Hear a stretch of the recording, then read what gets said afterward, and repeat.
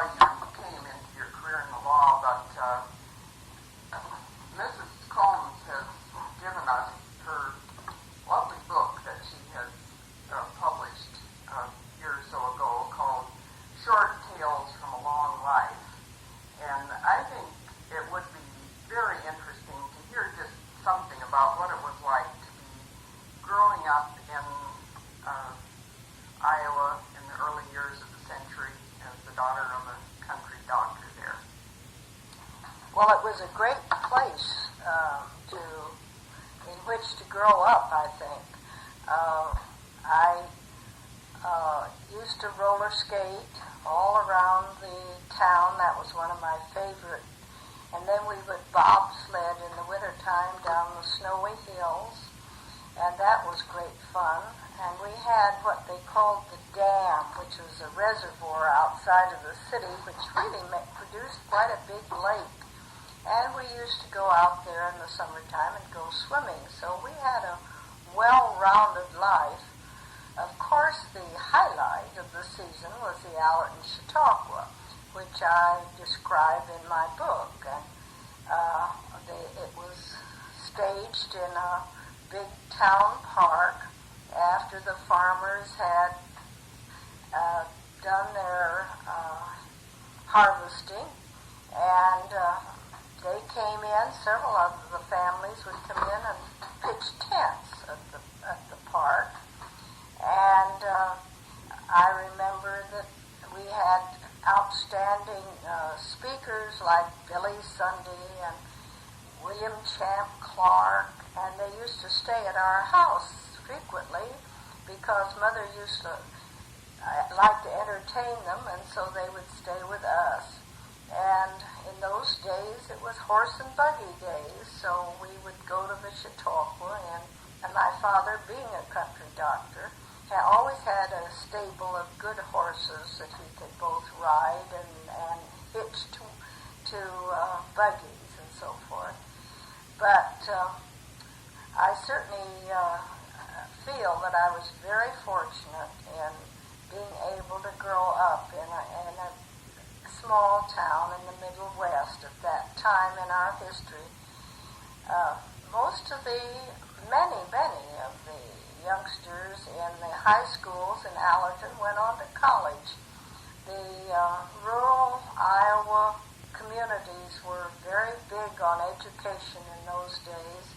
Both my father and mother were college graduates, and father was president of the bank, and he handed me a checkbook when I went away to school for the first time, and he said, "I've brought you up to be frugal, and I'm just giving you the checkbook, and you, whenever you need money, you just write a check, because I have perfect faith that you won't abuse this privilege." And of course, with that kind of trust and admonition, I was very frugal when I went away to school. And I went to school. As Father said, you can go as long as you want to, as long as you're getting good grades. So both my brother and I took him up. My brother went 8 years to college, and so did I. And one reason I kept on going to college was because I enjoyed it so. I had such a good time when I was in college. You loved to learn. I loved the dating and the social life and the companionship.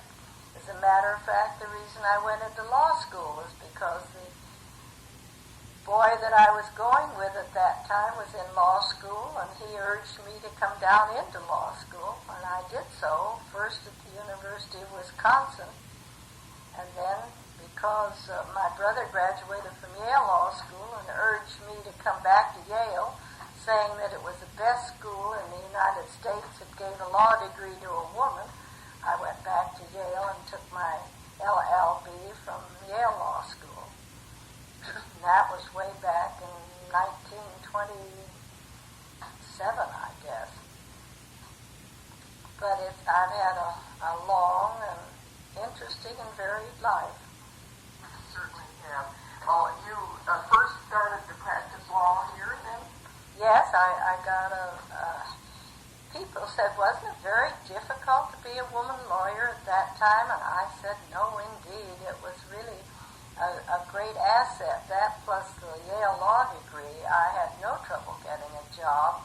I worked first with Willis I. Morrison, who represented the Automobile Club of Southern California, and we did nothing but negligence law. And I stayed there for about a little over a year, and then a firm in Pasadena offered me a raise in salary, so I moved from Los Angeles to Pasadena and practiced law with Cruikshank, Brook and Evans, and a firm that was in what was then the First Trust and Savings Bank, but of course, like so many banks, it's been taken over by the Japanese, and now it is I don't know how you pronounce it, S-A-N-W... Sanwa Bank. And I stayed with them for a little over a year and married one of the young lawyers in the firm. And when I found that I was about to become a mother, why, I quit for a while and went back and on a volunteer basis at the legal aid clinic at USC after when I first returned to work. And there I was head of the domestic relations department, and I worked on a volunteer basis with the USC for several years. Was all your work at legal aid on a volunteer basis? All of the work, no, I was privileged to take certain cases, if I wished to do so, and litigate them. We just gave advice at the legal aid clinic, and sometimes it was necessary to go to court for litigation, and I was privileged then, and it was almost all domestic relations work. And you became head of the domestic relations? I was head of the domestic relations department at the legal aid clinic at that time. You tell in your book about some of the Okie families that you helped there.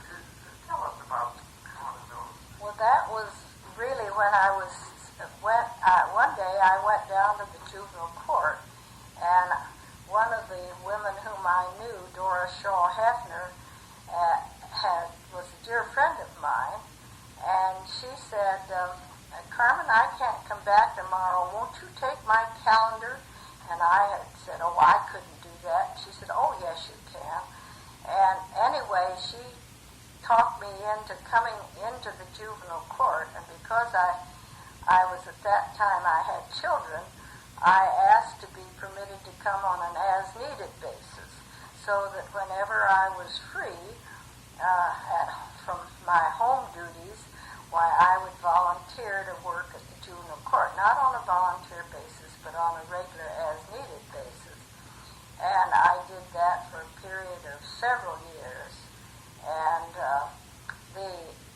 that was the time when I have written my courtroom tales in my book, in which I tell some of the, I think, amusing episodes that occurred while I was sitting in the court. One of those to give us kind of a flavor of the people who came through. Well, one of the ones I described in my book was this Okie family, and the schools had filed on the family because on behalf of the children, in the juvenile court you have both dependency cases, which is neglect and of children by parents or whoever's taking care of them, and you have the delinquent children who have violated one of the laws of the land. And this was a dependency case, and the schools had filed on these children because they came to school in such deplorable shape. They ragged clothes and sores and unwashed and unkept. And so when this family came before me, they looked just like something out of Grapes of Wrath. They were really typical. And the mother of the family had a lisp. And at that time, you always had, on the delinquency cases, and you had a probation report, and on the dependency cases, the social welfare department submitted a report. So you knew all about the case before it came before you. And I was reading this report, and I came to a statement that just simply gave me pause. It showed that she had spent some of the welfare money that she had for a quart of whiskey.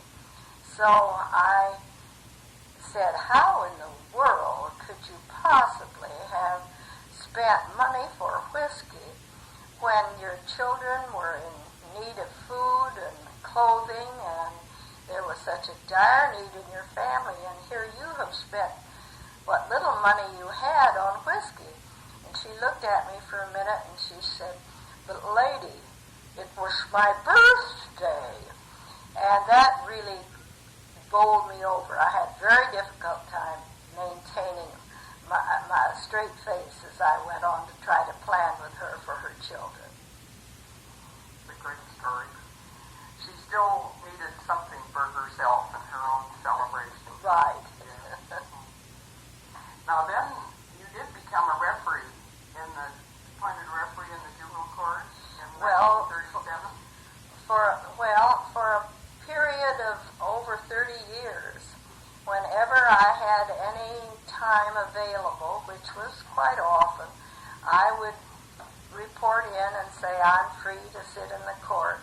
And they would say, please come over. And that way I sat. We had a branch court in Santa Monica and Long Beach, and I'd drive out to Santa Monica and sit in the Santa Monica juvenile court sometimes, and I'd drive to Long Beach. Did you do that on a volunteer basis? Oh, no, I was paid all the time that I worked in the court on an as-needed basis. I was paid whatever salary was the going salary at that time.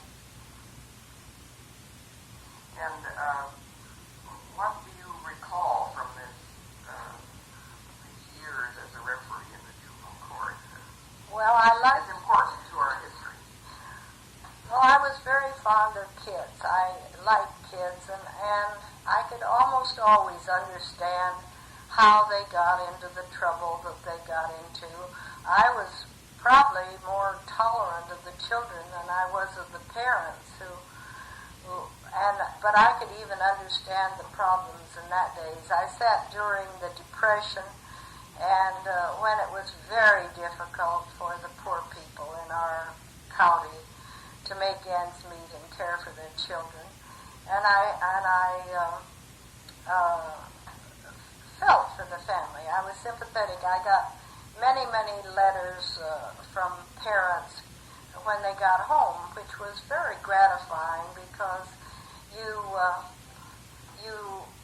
can sit down and try to talk to them and make them understand, and I tried to do that, but at the same time, if their children were being neglected, we frequently had to put them in foster homes, but whenever we could, we would work with the parents and try to get them able to be fit parents and return them if we possibly could. I think the juvenile court is run on the same principle today that it was run in those times. And the parents coming in got the idea there that someone did in fact care about them. That's right. As well.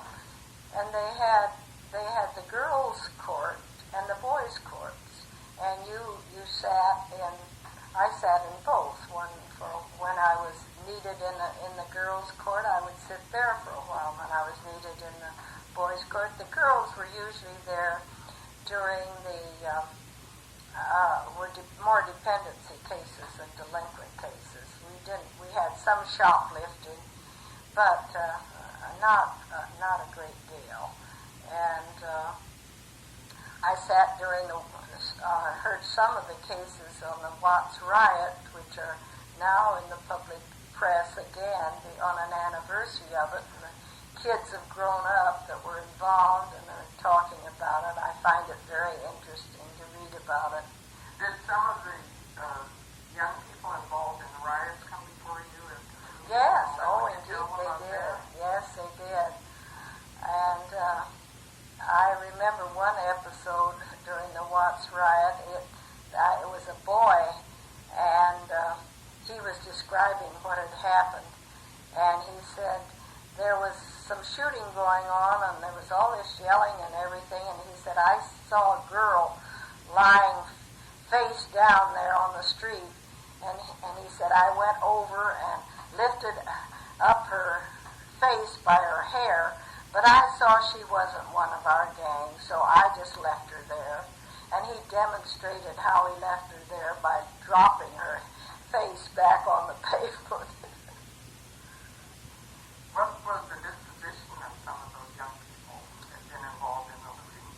Well, we had a number of programs we could offer. We could put the children, dependent children, in foster homes, which we had available at that time.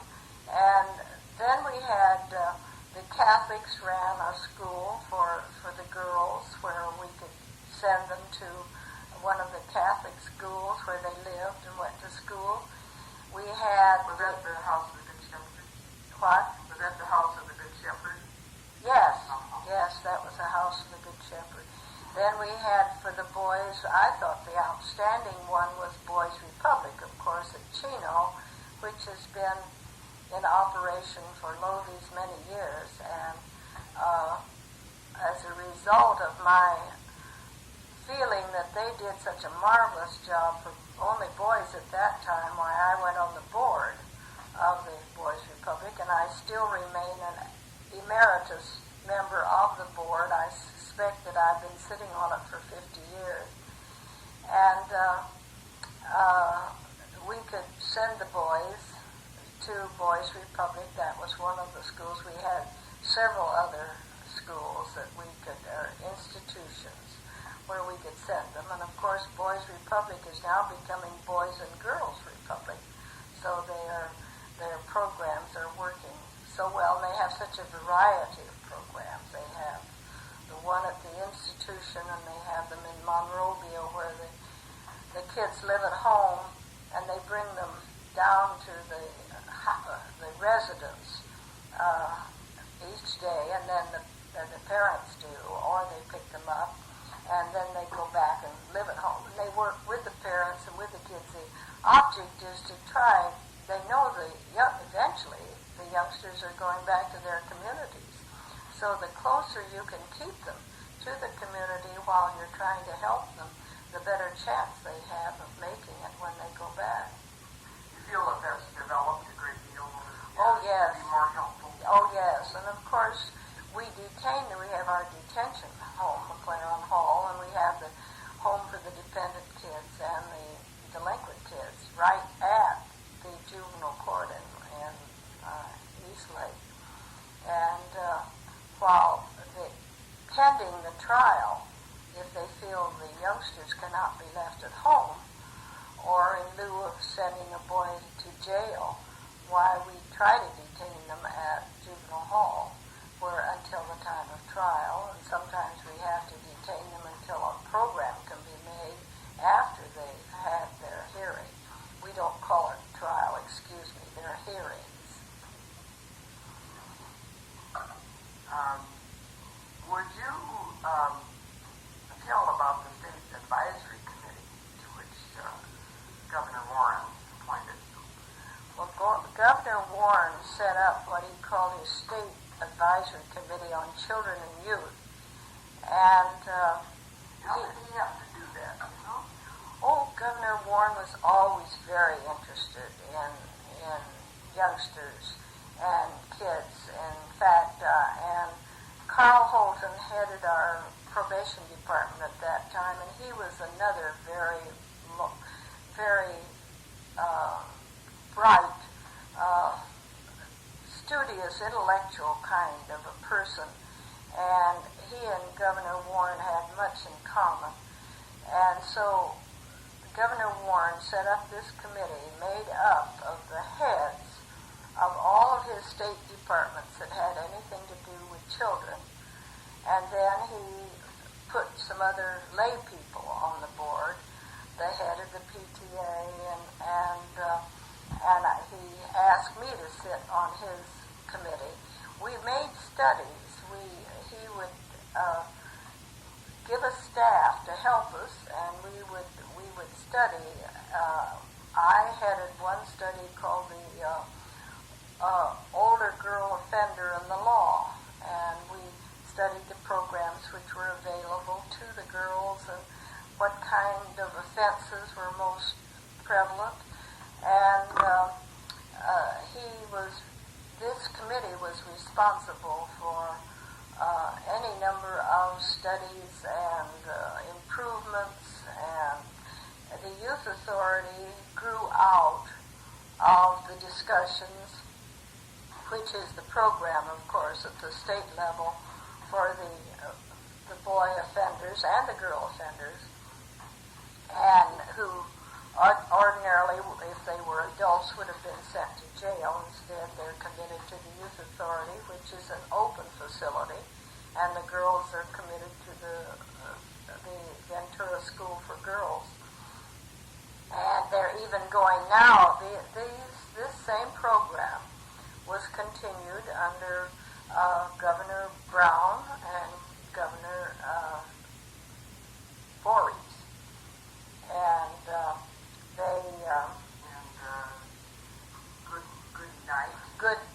Goodwin Knight continued it. And I sat on the committee on the three governors, and we met in Sacramento, usually on almost a monthly basis during the winter months. And I think it was an excellent idea, and so did the governors, and it was very instrumental. I have no idea whether or not the present administration has any such program or not. I doubt it. You were aware at that time of a really more caring interest at the top of the state government in the fate of children and youth. Well, I feel that the three governors that had the youth committee were very concerned, and of all the governors, it seemed to me that the really most dedicated one was Governor Warren. He was the initiator. He was the initiator of this kind of a program. Now, you have also had a long career in the League of Women Voters. Would you say something about that? You organized, one of the organizers of the Pasadena Area League. Well, the League of Women Voters has always been my great interest. Many years ago, do you know what year we were first started? I've forgotten, but it must have been about 50 years ago. And there was a girl living in San Marino, or a woman called Isabel Andrews, and she had been a league member in Berkeley. And she was a friend of mine, and she said, "My goodness, why don't we have a League of Women Voters in Pasadena and San Marino?" And I said, "I don't know, but it seems to me it's a community that would lend itself to having such an organization." So we went to work, and we picked out about 7 women that we thought would be interested and outstanding. And we started the Pasadena League of Women Voters, which has become the Pasadena Area League of Women Voters, including the surrounding cities. And as I say, that must have been over 50 years ago, and I have remained interested in the league and have been officers in all of the positions in the league, and am still today working on a study right now for the League of Women Voters. What's your current study? The study is on an update on housing in Pasadena. In '79, we had a committee of women that studied in depth the problems of housing in Pasadena and surrounding areas, and we produced a a written study on it in great detail, going to all of the authorities and all of the agencies in the city that had any interest at all in housing. And I headed that study, and I called it the superb document because I thought it was. And now, as of today, there have been several meetings through the years on housing, and the League takes a position on anything such as this that they are interested in, and we have a position on housing, and the committee now is looking at that position to decide whether or not it is appropriate for the problems of housing and homelessness and so forth. And so I sit on that committee. I think you were once presenting something from the League to a joint legislative session. Yes. When you went into the League in the early days, and when I did, I was the state's chairman of social welfare, and you inherited what they call continuing responsibilities. And this was something that they had worked on, and they were still working on when I became chairman. Well, among the continuing responsibilities was one which said that we should have a permit system for street trade boys. In those days, the youngsters, the boys, sold newspapers, and they would stand at the busy intersections selling their newspapers, and several of them had been injured. So we were in the League were trying to get a permit system which the boy would have to be satisfactorily going to school and getting his grades satisfactorily, and he would have to be physically able to undertake this job and so forth. And we drafted legislation to this effect, and it created quite an interest all through the state, and we introduced this legislation into the state legislature, and I argued it before their committee, the appropriate committee, and the committee voted do pass. Well, then it came before the whole legislature, and the California Publishers Association became very upset, and they thought this would ruin their business. So they started building up opposing forces. And when it came before the legislature as a whole, why, they asked if I would please present the League's position and the League's legislation to the legislature as a whole. So sure enough, they convened the legislature, and I told them about the bill and why we were pushing it and so forth. And it was quite an experience. But we did not get the measure passed because I decided that every man in the state legislature, and they were mostly men, used to be a newsboy.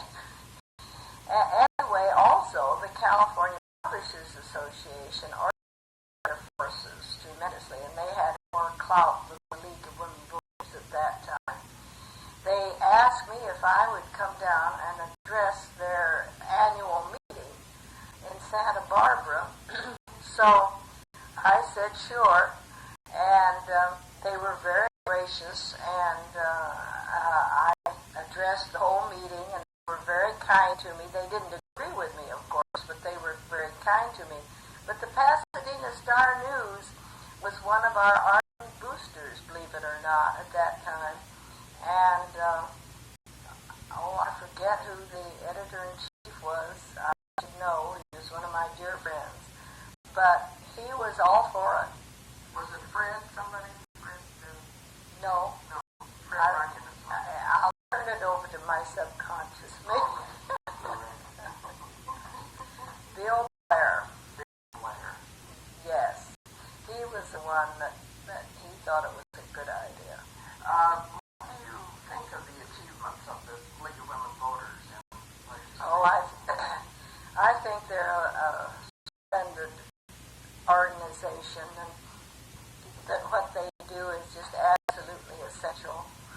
their present push is for voter registration, trying to see if we can improve the voting average in our country, and that's a very important thing. But we supply speakers at all election times, and I think that nationally the debates that they've been able to put on the air. I know we used to have a lead program that regularly on TV or was really radio at that time. And I remember that I had to speak once on a town meeting of the air was what it was called. It was a national TV program. And guess what the question was? You would never guess. Should sex education be taught in the public schools? And of course I was taking the affirmative. Insisted that they call it family planning instead of sex education. But my, that was a long time ago. And this struggle is still going on. Yes, it is.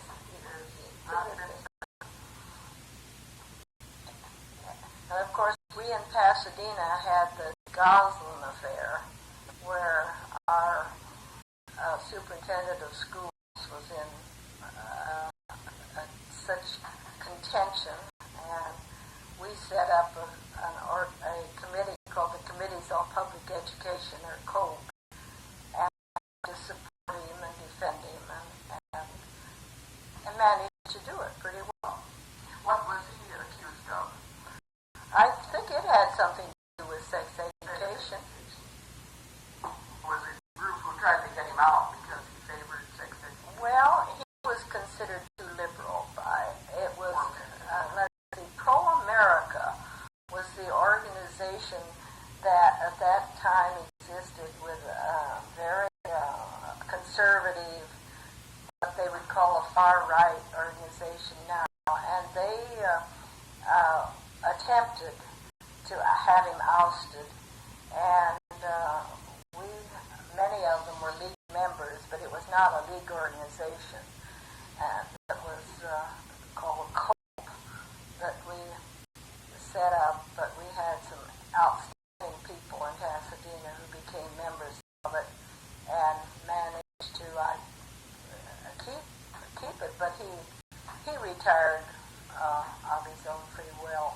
Do you think that you prevailed in this?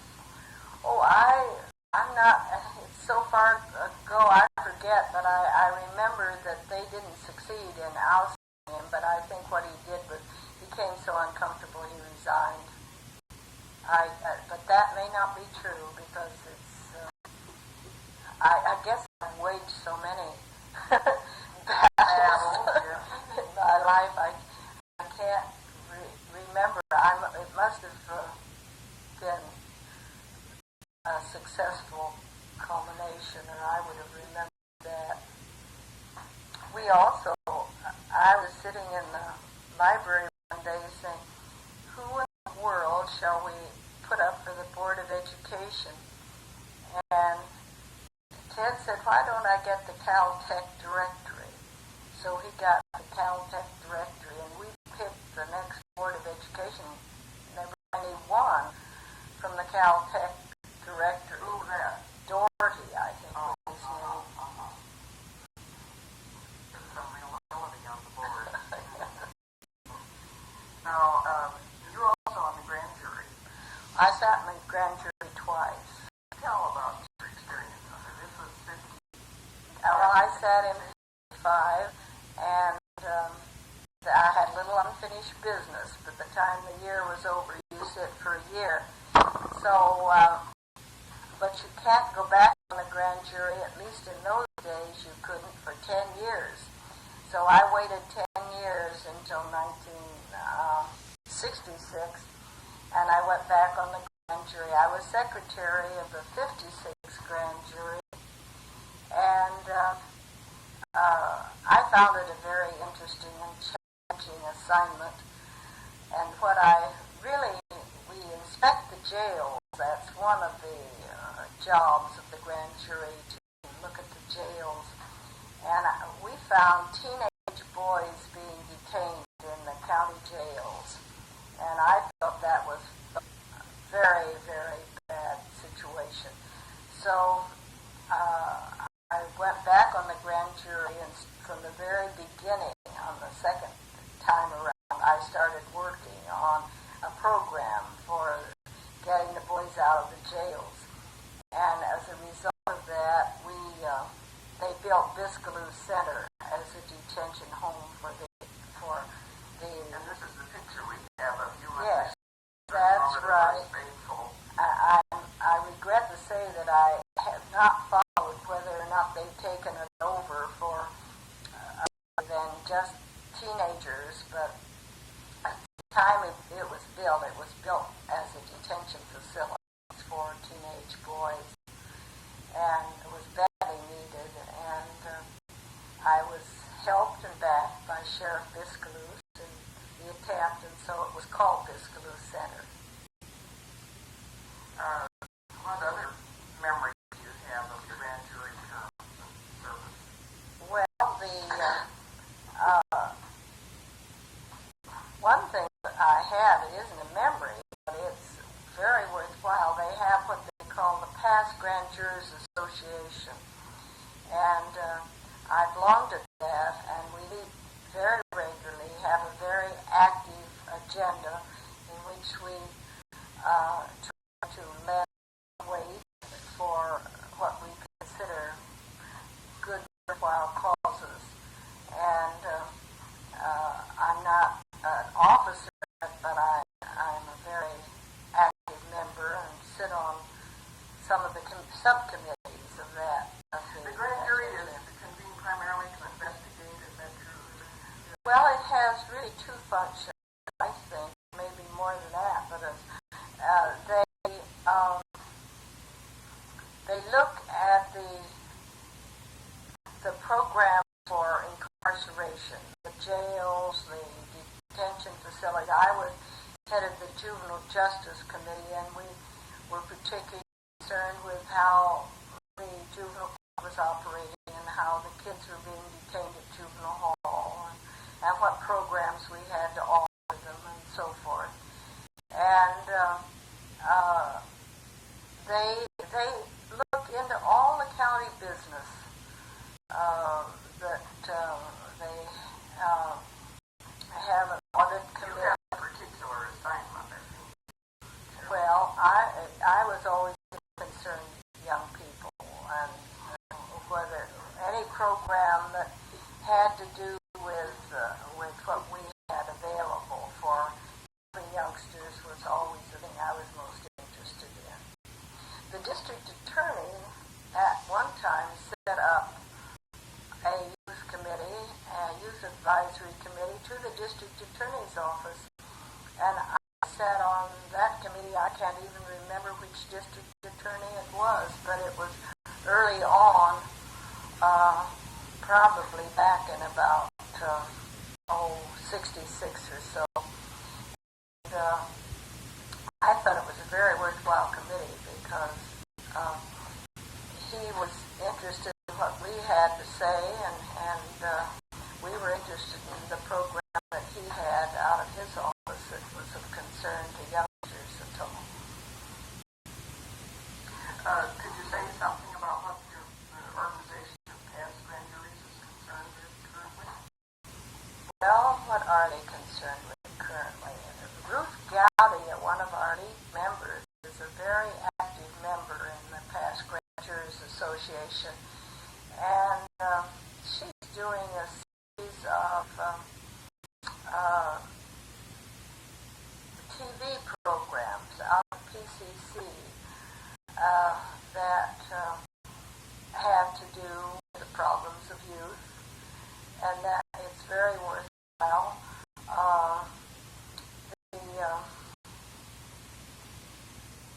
They have various committees, and I am, at the moment, I can't remember what they do. They do they're concerned with the auditing and bookkeeping of problems of a county such as Los Angeles, and what board of supervisors' problems are and what they do. But I have just been attending the meetings and haven't gotten involved except on the Youth Guidance Committee now, and we're just getting started to try to do something in the way of television programs that are helpful. They concern themselves with the county budget? Yes, oh yes, they look at the county budget and they still have a juvenile justice committee. They're interested in the program we have for young people. Were you, as an active grand juror, were you particularly concerned with juvenile justice? Yes, they had a juvenile justice committee, and I headed it on the 66 grand jury. On the 56, I was treasurer, I was secretary, so I sort of had something to do in each of the committees almost. Did you come up with any particular findings on juvenile justice at that time? The only one, as I say, the second they came up with was the necessity of another program to detain teenage boys. Yes, that was the juvenile justice committee. Came out of the grand jury? Yes.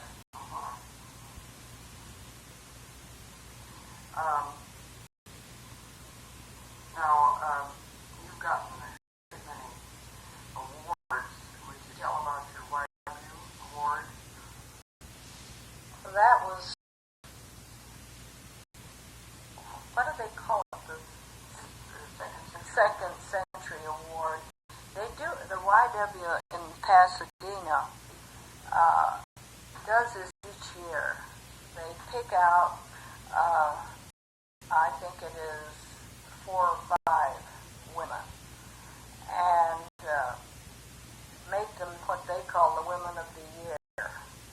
And one year they were kind enough to select me as one of the Women of the Year. And I forget which year it is. It's been quite recently. Fairly, well, it's been several years ago. And they have a luncheon. The one we had was at Brookside. And your family come, and all of the town dignitaries are there. And they just present this award to you and ask you to make a few remarks.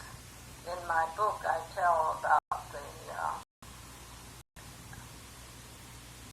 happened when I was made Woman of the Year.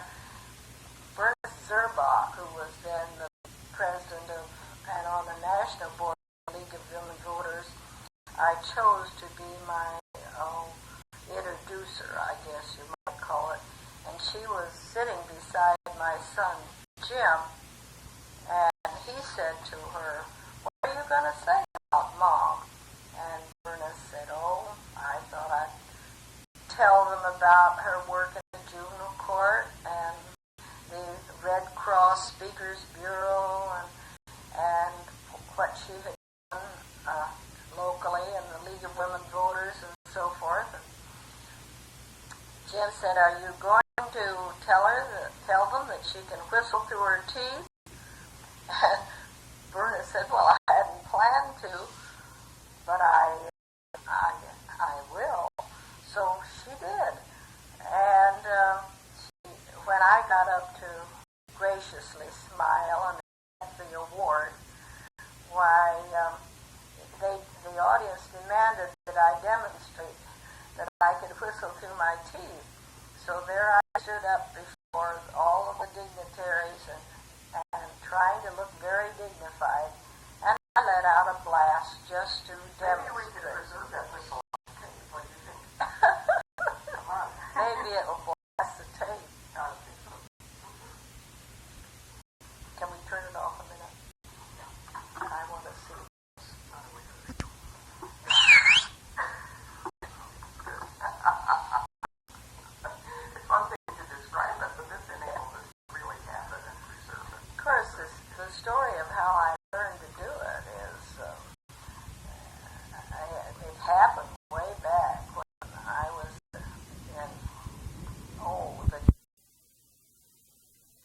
my father, who was a country doctor, said, well, there's a surgeon in a nearby town, and let's go over and have him take it out. Well, this was a real disaster for me because I had whistled. I couldn't carry a tune. I was never very musical, so the only way I could be musical was to whistle. So I had this little dog called Sport, and I would go around the streets of Allerton with me whistling. And when I couldn't whistle, this was, as I say, a real disaster. So I started experimenting to see if I couldn't produce a whistle by some other way other than puckering, because it was the puckering for whistling that bothered me. So I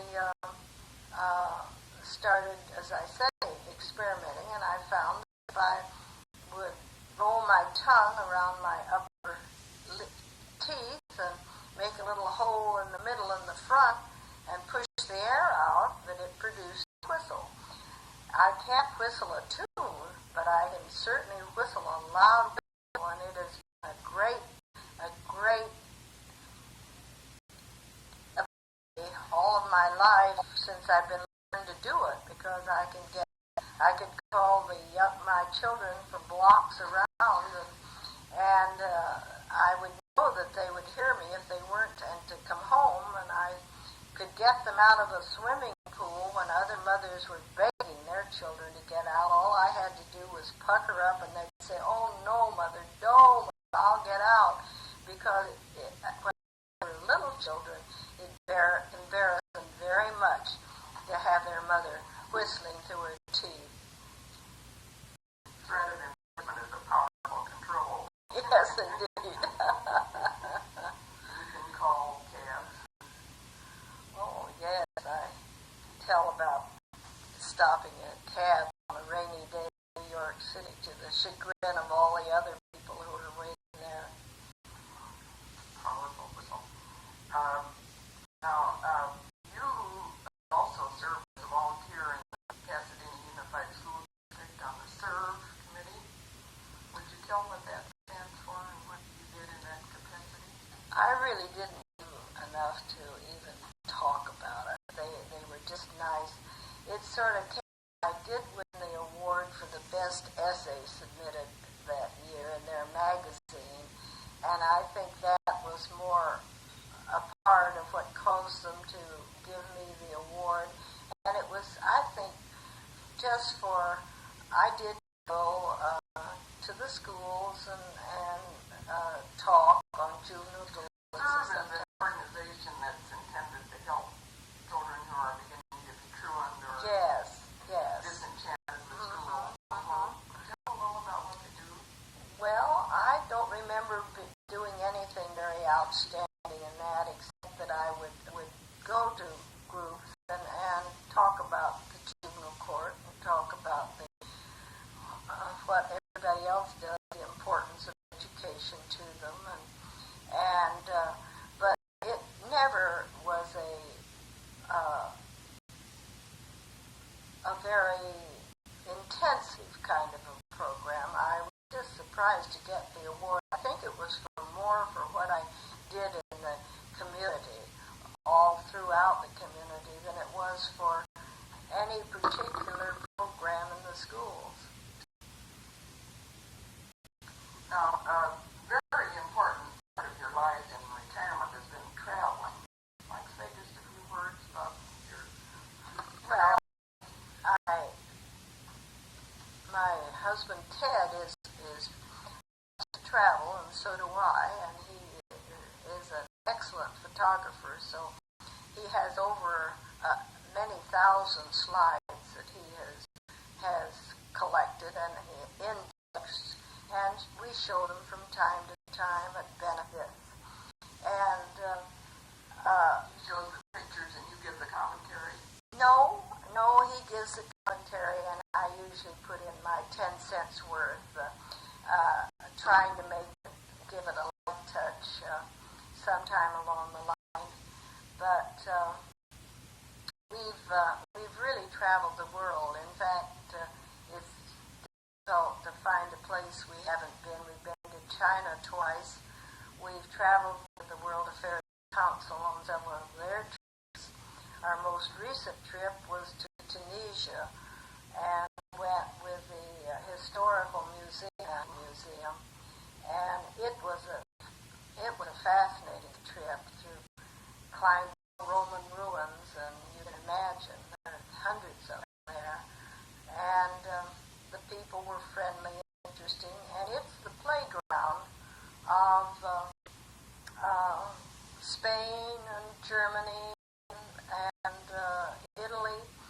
So they have wonderful luxury hotels on the Mediterranean with beautiful rooms and good food. They go there to escape winter. They go there to escape winter. And we made part of the trip by bus and part by Land Rovers down across the Sierra to various date farms and oases. And it was just one of the most interesting trips we've ever taken. However, I think the most interesting was Antarctica, which is a dream world of amazing floating white palaces like the Wizard of Oz. And it was on the way back from that trip that your husband got the inspiration to start his book. Yes, yes. Santiago.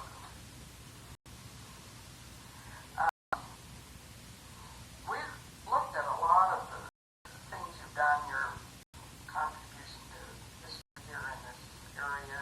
Do you think some of the things that have happened here have had an impact statewide?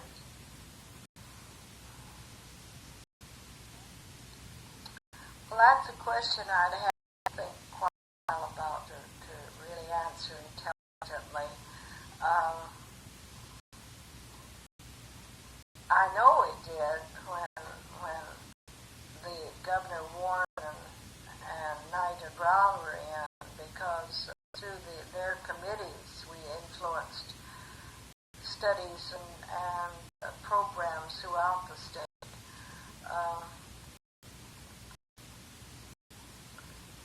I don't know whether the League, I'm sure at the time that I was welfare chairman, the League of Women Voters was having an influence statewide. We also had a program on migrant laborers and the fact that children were working in the fields rather than going to school, the children of migrant laborers. And so Can you tell something about that? well, it was very interesting. We went up and down the state talking to the various leagues on the problems of migratory labored children, and I don't think they have the children in the fields with the laborers like they used to, and I am sure that it had a beneficial effect on the problem. But I haven't been a part of that study since the days when we did it, and when we were attempting to get the children out of the fields and into school. And we managed to have an impact on it at the time, and I don't know whether that is still a problem or not. You just think children are out of the fields by this time and in child care or in school? That, as I say, I don't know. I haven't looked into the problem, so I couldn't intelligently answer what the situation is now as far as migratory children are concerned. Speaking of child care, you were a working mother before that was mode. Would you tell about how you managed that in your own family? There were two reasons that I was able to do this. One was my mother, the other was my father. They lived right across the street from where I lived when I was working, and they simply took over responsibilities, and they were lovely people, and the children loved them. And I'm a firm believer in what we called nursery schools in those days. It's child care now, I guess. And we had some very good ones, one out of Blair High School here in Pasadena. And so as soon as my children were, 3 or 4, why, father would take them to the child care, what were child care centers then, and we called them nursery schools, as I said. And they learned to play with other children, and they both came out just splendidly and are 2 beautiful adults. So something must have been, and I think that probably the early nursery school experiences contributed to that. They loved it. They enjoyed going. And whenever, however, they were ill or there was anything special and I was needed at home, that was my reason for serving on an as-needed basis. The kids always came first, but fortunately they were very healthy, and there was rarely a time when I wasn't free to go if I was. You looking back, and you have been so closely associated with child and welfare for so long. What do you think are some of the changes that you see now from when you started in this field? Well, I think life is more complex now for kids, and we also have the homelessness on a scale that we never had in those days. If we had it, we weren't aware of it, certainly. And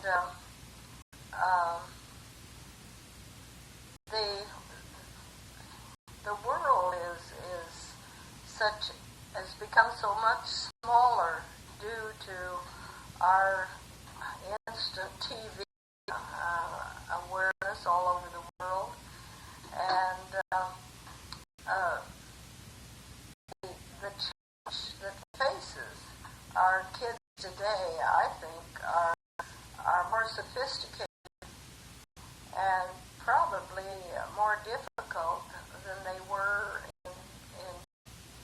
certainly than when I was a child, but even when I was working with children. You described growing up in a community where you knew everyone and everyone knew you as a girl, and I suppose very few children have that experience anymore. No, I doubt if even maybe in some of the small towns in the Middle West, they still do, but I doubt it, and I think religion played more of a role in children in those days than it does now. We have a few excellent religious programs in churches, but certainly, and I guess the Catholic Church is in the areas where the children are living under very bad conditions. I guess the Catholic Church probably offers some kind of program and help, but I'm not really very active any longer in any of these things that we're talking about, because I have a bad answer when I'm asked to do something. And that is, I've paid my rent, which is my way of saying that I have already either read that book or had that job or something. What's rent in this context, you're telling me? What?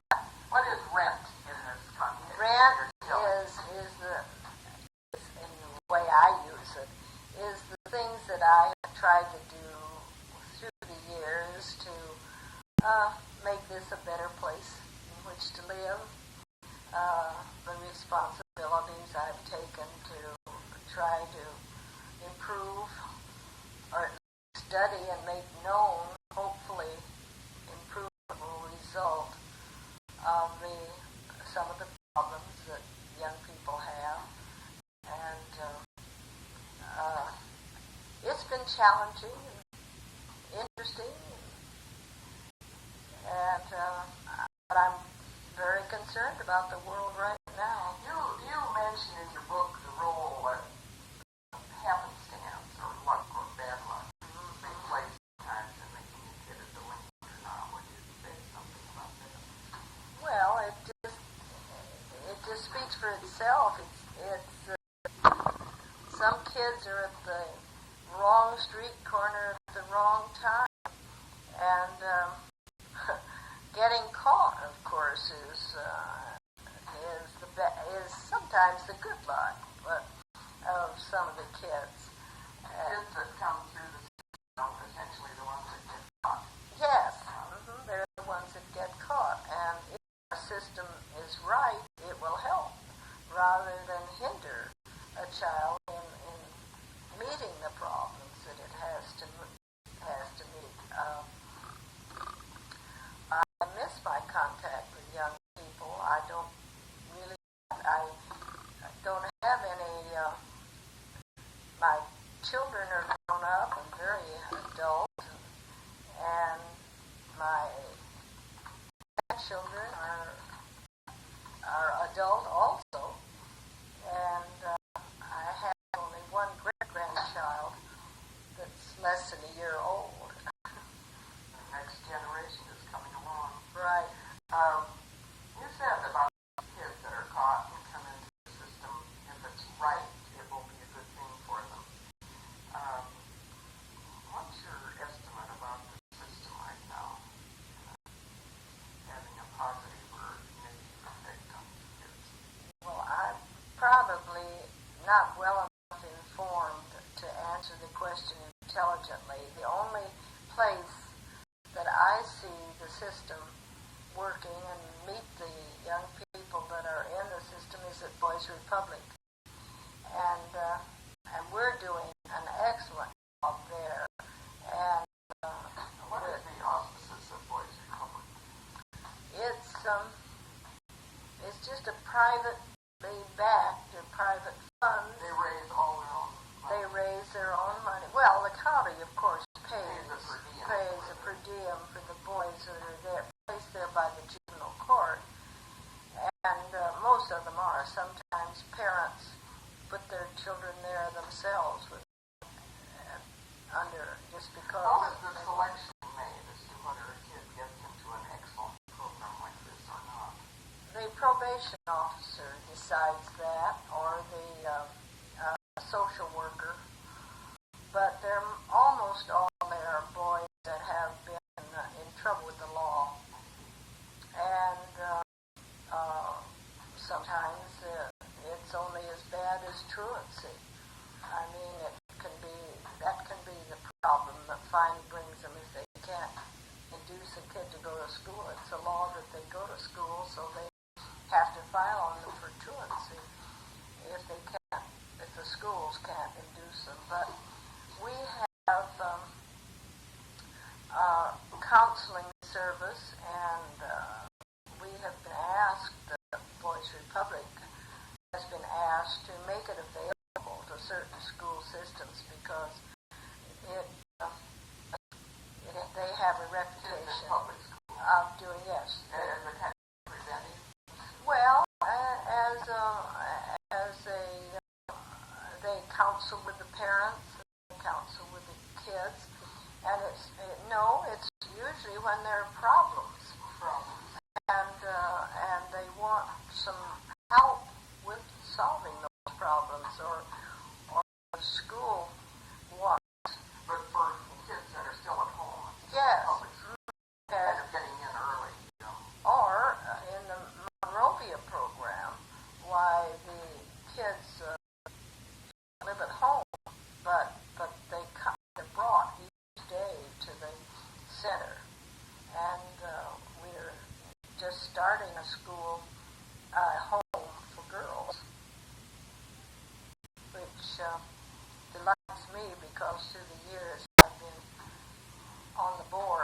screaming, let's do something for girls.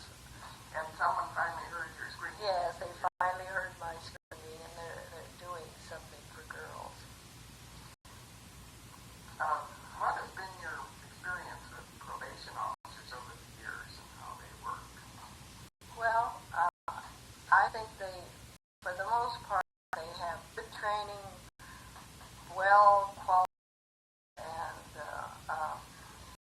you don't go into work like that because of the money, certainly, and you go into it because you're really interested in kids and their problems and families, and you almost always are a very fine, outstanding human being themselves, and it's the only reward that they get, of course, if they've helped somebody, and the kind of person that dedicates his life to that kind of a job is usually a very outstanding, delightful, warm kind of person. Do you think the probation department is supported well enough to enable them to do their best work in terms of case size and so on?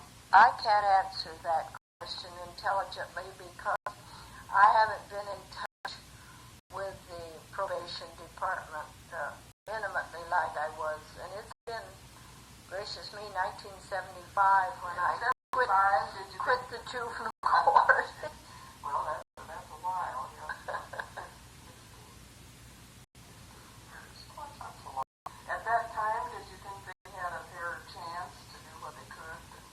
I think so. I think Los Angeles juvenile court has always been an outstanding. You mentioned your great respect for Earl Warren.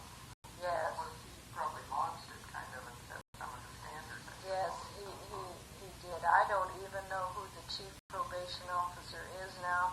And Heman Stark was very, very instrumental in the setting up the youth authority and heading it for a number of years. And he also was just an outstanding person. And we've been blessed with very excellent leadership at both the county and the state level. We've had some very outstanding people. Yes, we have. Mm-hmm. We have indeed. Well, is there anything we haven't talked about that we should say on this? Let me think a minute.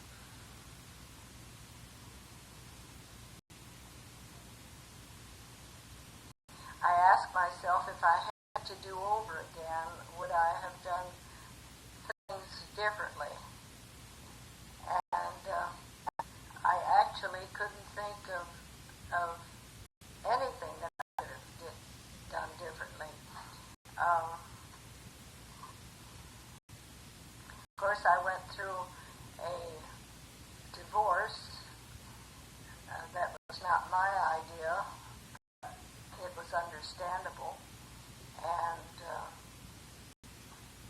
it left bitterness as far as my ex-husband and I am concerned, because I was bound and determined it wasn't going to hurt the kids. And so we just sat down and talked it over with them before he left, and it was just one of those crazy things. And during wartime, and a lonely, lonely woman, more beautiful than I, but not nearly as smart, I'm sure. And then I found Ted, who is my second husband, and he is just wonderful. And your children have had a father. Oh, yes, always. Always. And right now they're trying to help their father through a very difficult time physically. And they're very